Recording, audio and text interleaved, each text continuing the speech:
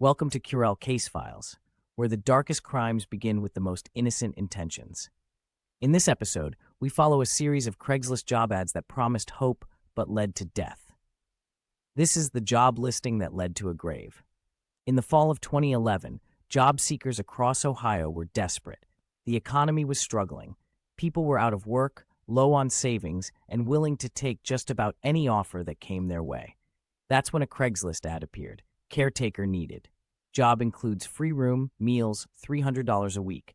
Must be willing to work on a farm and relocate immediately. It sounded like a dream for someone trying to start over. 3 men responded. Only one made it out alive. Ralph Geiger was the first, a 56-year-old handyman looking for a fresh start. He answered the ad and was invited to meet the employer, a man named Jack. Friendly, direct. Offered Ralph the job on the spot. They drove to a remote property in Noble County. Ralph thought he was getting a second chance. Instead, he was executed. Over the next few weeks, 2 more men responded to the same ad, David Pauly and Scott Davis. Both were struggling financially. Both were offered the same job, the same pay, the same story. David vanished. His family reported him missing. But when Scott Davis arrived, something felt wrong. He noticed the area was too remote, too quiet. And as they walked into the woods, Jack pulled a gun. Scott ran. Gunshots rang out.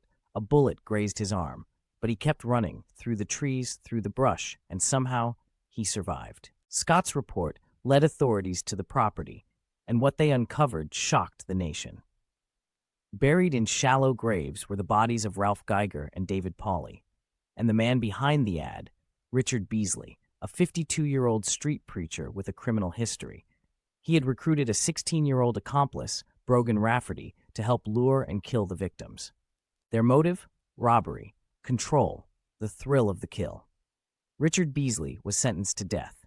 Brogan Rafferty, just a teenager at the time, was sentenced to life in prison without parole. The case became known nationwide as the Craigslist Job Killer case. 3 victims, 2 killers. One twisted plan that preyed on the vulnerable and turned Craigslist into a hunting ground. They were just looking for work. A new beginning, a little hope. Instead, they found a trap and their final resting place. This was the job listing that led to a grave. Would you trust a job listing that sounds too good to be true? Let us know in the comments below.